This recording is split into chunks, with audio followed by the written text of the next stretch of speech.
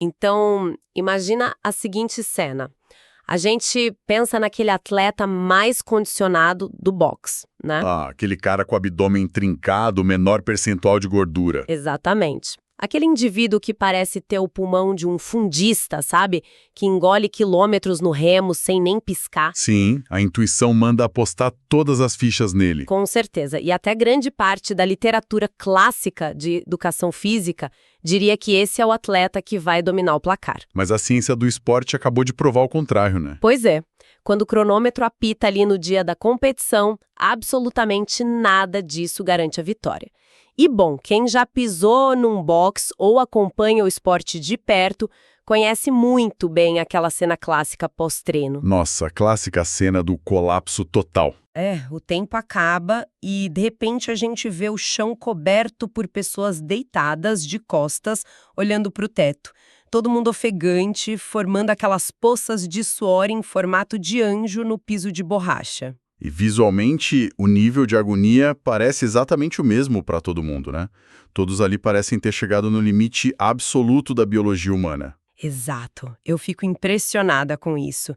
E é exatamente aí que entra a nossa missão neste nosso mergulho profundo de hoje. O que realmente separa a elite da galera, certo? Isso.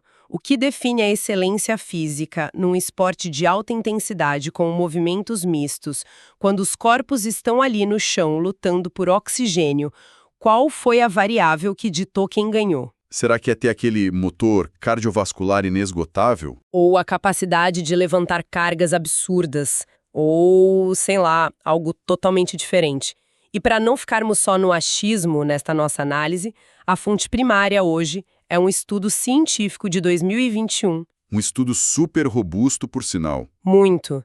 Publicado na revista Sports e conduzido pelo pesquisador Ramírez Alsametibana e a equipe dele. O título já entrega o ouro, que é tipo resistência muscular localizada e força, tiveram forte relação com o CrossFit Open 2020 em atletas amadores. E para interpretar os dados que a equipe do Tibani encontrou, a gente primeiro precisa reconhecer a complexidade dessa arena, sabe? O ambiente onde essa galera testada é um caos, né? Um caos estruturado.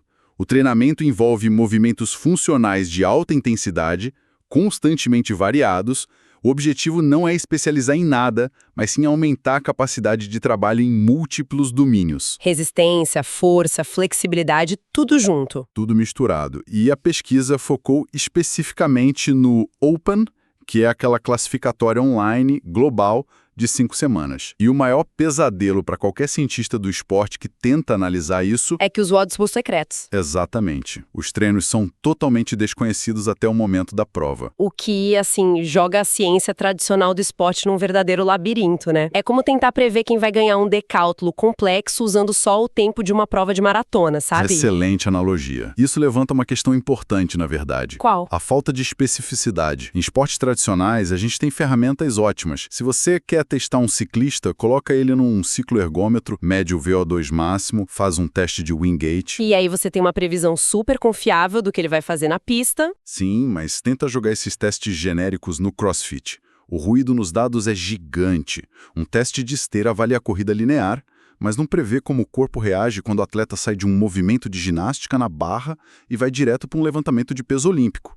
Totalmente fadigado. As vias metabólicas mudam completamente, né? Mudam o tempo todo. Então a equipe de pesquisadores precisava de um arsenal de testes bem diferente. Eles não podiam só botar a galera na esteira e ver quem corria mais rápido. Eles precisavam criar um perfil atlético completo. E foi isso que eles fizeram. Eles recrutaram 17 atletas amadores, sendo 11 homens e 6 mulheres, com uma média aí de 29 anos de idade. E 2 semanas antes do Open de 2020, o laboratório virou uma central de avaliações. Fizeram o DXA, né? Aquela absorciometria de raio-x para ver a composição corporal no detalhe. Isso. Massa magra, massa gorda. Fizeram também o teste de consumo máximo de oxigênio, o VO2 máximo, só que num remo de 2 quilômetros, que já é uma paulada no sistema aeróbico. E os testes de força bruta também. Sim, testes de uma repetição máxima, o famoso 1RM, para agachamento nas costas e frontal, arranco, arremesso, e ainda mediram o torque isométrico. Ou seja, eles tinham um perfil basal incrivelmente detalhado de cada um. Sabiam a força, o cardio, a estrutura. Mas a grande inovação do estudo foi sacar que essas coisas isoladas não explicavam o todo. Faltava a ponte entre a força pura e o cardio, né? Exato. E foi aí que introduziram o que eles chamaram de teste Tibana. Ah, o teste Tibana. Olha, a estrutura desse teste é uma coisa que qualquer pessoa que treina olha e pensa, tipo, isso vai doer muito. É brutal. São 4 rounds de 4 minutos em formato AMRAP, que é o maior número de repetições possível, com só 2 minutos de descanso entre eles. Pouquíssimo descanso para o volume de trabalho. Muito pouco. E envolve movimentos super específicos. No round 1, tem thrusters e saltos na caixa. No 2, power cleans e barras, os pull-ups. No 3, ombro para cima e pés na barra, o toast bar. E no 4, remo com bola na parede. É um castigo completo para o corpo inteiro. Mas peraí, vamos desvendar isso. Eu fiquei curiosa com uma coisa. Por que criar um teste tão brutal e tão complexo se a ciência do esporte já tem o VO2 máximo e os testes de força máxima? Não seria tipo reinventar a roda? Parece, mas não é. O segredo aí é a especificidade. A fisiologia não trabalha em caixinhas separadas no esporte assim. Os resultados do teste Tibana provaram isso. Os homens fizeram em média 252 repetições e as mulheres 257. Caramba, é repetição demais. É um volume insano. O teste mediu a resistência de um músculo trabalhando sob a exata mecânica do esporte. Uma máquina de extensão de perna num laboratório é estéril demais para capturar o nível de fadiga que o teste Tibana simulou. E agora que a gente entra na quebra de expectativa. Porque os pesquisadores pegaram todo esse dossiê de dados e cruzaram com o resultado prático da galera no Open 2020. E os números revelaram umas surpresas bem grandes para quem acompanha o mundo fitness. Surpresas enormes. O cardio, medido pelo VO2 máximo no remo, e o percentual de gordura simplesmente não tiveram correlação significativa com a performance na competição. Nada. Nenhuma correlação que determinasse a vitória. Mas espera um pouco, vamos precisar ir fundo nisso. Como assim o cardio e a gordura não importam num esporte que basicamente deixa todo mundo sem fôlego lutando por oxigênio? É super contraintuitivo, sei. Será que os testes de laboratório tradicionais, tipo o VO2 máximo, simplesmente falham em capturar o tipo de exaustão nos esportes modernos? Olha, o que é fascinante aqui é entender o contexto da amostra. Primeiro, sobre a gordura. Esses atletas amadores já tinham um percentual bem aceitável. A média era de 8,8% para os homens e 17,1% para as mulheres. Ou seja, eles já eram super magros e treinados. Exato. É claro que gordura excessiva atua como um peso morto que atrapalha, cria resistência no movimento, principalmente em ginástica. Mas, quando o atleta já está num nível atlético bom, não é 1 ou 2% de gordura menos que vai definir se ele vence ou não. Entendi. Ficar mais seco não transforma ninguém num super atleta a partir de um certo ponto. E sobre a falta de fôlego? Essa é a melhor parte. A fadiga no CrossFit não é apenas uma falta de fôlego sistêmica. Não é o coração ou o pulmão que falham primeiro na maioria das vezes. É a falha muscular localizada. Como assim? Explica melhor para quem está nos ouvindo. Imagina que o pulmão está ótimo, o coração está bombeando sangue perfeitamente. Mas se o músculo do ombro, que está fazendo o movimento de empurrar a barra dezenas de vezes, enche de metabólitos e de ácido lático... Ele simplesmente trava. Ele trava, ele não aguenta mais empurrar. O desempenho acaba ali. O atleta sente falta de ar porque o sistema nervoso manda um sinal de alerta global, devido a essa falha local. Mas o fator limitante real foi o ombro que parou de funcionar, não o pulmão que parou de captar oxigênio. Assim, no Open, foram a resistência muscular localizada, que é justamente a pontuação no teste Tibana, e a força muscular máxima. A força bruta nos levantamentos. Isso. Especialmente o agachamento frontal, o agachamento nas costas e o clean and jerk, que é o arremesso. E aqui é que a coisa fica realmente interessante, porque a análise mostra como o preditor de sucesso muda de acordo com a exigência do treino no dia. A importância do contexto do WOD é vital. Sim.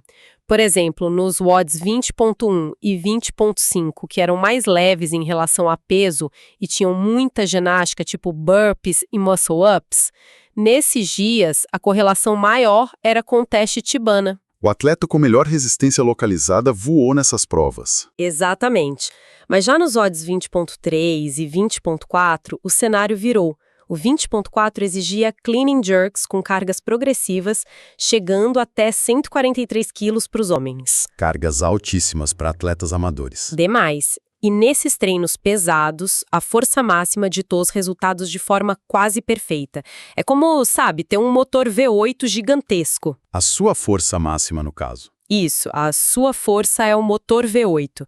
Mas você também precisa de uma linha de combustível que consiga alimentar esse motor constantemente sem engasgar, que seria a sua resistência muscular. Uma baita analogia. Você precisa de ambos, dependendo da pista que vai correr no dia. Se a pista é pesada, o V8 resolve. Se a pista é longa e repetitiva, a linha de combustível não pode falhar.